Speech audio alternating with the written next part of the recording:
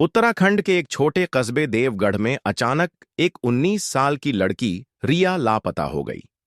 वो कॉलेज से घर लौट रही थी, लेकिन रास्ते में कहीं गायब हो गई। पुलिस को कोई सबूत नहीं मिला, बस सड़क पर गिरी उसकी किताबें और एक टूटा हुआ मोबाइल।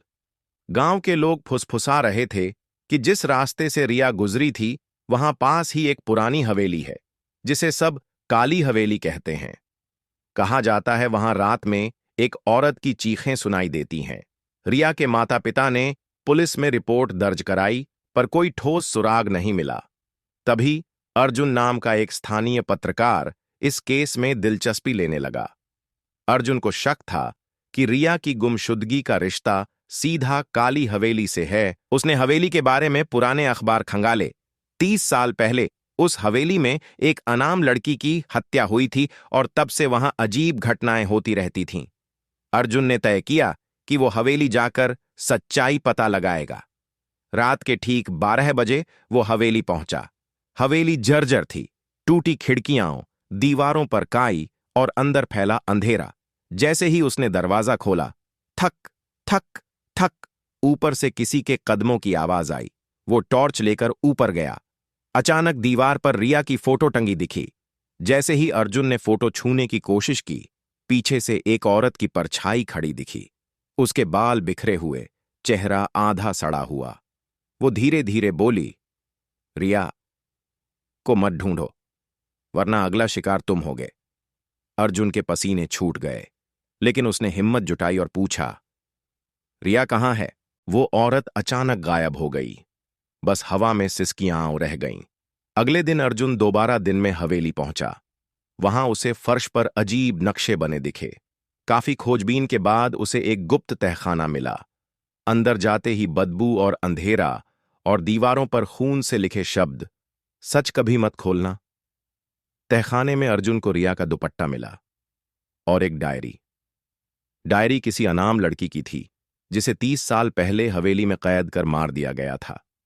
उस लड़की की आत्मा अब भी भटक रही थी और जो भी वहां आता उसे अपने जाल में फंसा लेती। लेकिन डायरी की आखिरी लाइन चौंकाने वाली थी, मेरा बदला तभी पूरा होगा जब कोई सच्चा इंसान मेरी आत्मा को मुक्त करेगा। रात को अर्जुन को अपने कमरे में अचानक रिया की कमजोर आवाज सुनाई दी, अर्जुन, मुझे बचाओ। उसने पीछे मुड़कर देखा। कमरे की खिड़की पर रिया खड़ी थी, पर उसके चेहरे पर डर और खून के निशान थे। वो तुरंत गायब हो गई। अर्जुन को यकीन हो गया कि रिया जिंदा है, पर किसी पैरानॉर्मल जाल में फंसी है। अर्जुन फिर से हवेली गया और वहां मंत्र पढ़कर आत्मा से सवाल किया। अचानक हवा तेज हो गई, दरवाजे अपने आप बंद हो गए और वहीं औरत प्रकट हुई। वो चीखते हुए बोली, रिया मेरी है, कोई उसे मुझसे नहीं ले सकता। अर्जुन ने हिम्मत करके कहा, अगर तू निर्दोष थी तो मैं तुझे मुक्ति दूंगा, लेकिन रिया को छोड़ दे। अर्जुन ने डायरी में लिखा मुक्ति मंत्र पढ़ना शुरू किया। औरत दर्द से चीखने लगी, दीवारें हिलने लगीं।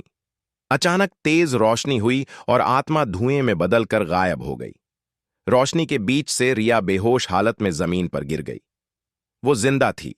रिया ने होश में आने के बाद बताया, मैं हवेली से गुजर रही थी, तभी अचानक मुझे किसी ने अंदर खींच लिया। मैं अंधेरे कमरे में कैद थी। वही औरत मुझे बार बार कहती थी कि अब मैं उसकी जगह लूंगी। असल में वो आत्मा रिया को अपना नया रूप बनाना चाहती थी, लेकिन अर्जुन की बहादुरी और डायरी के मंत्र ने आत्मा को मुक्त कर दिया। जब हवेली से बाहर निकले तो हवेली खुद ब खुद ढह गई। लोग कहते हैं आत्मा ने आखिरकार शांति पा ली और हवेली का श्राप खत्म हो गया। लेकिन अर्जुन को अब भी रात में कभी कभी रिया की आवाज सुनाई देती है। क्या वो वाकई मुक्त हो पाई, या कहानी अभी खत्म नहीं हुई?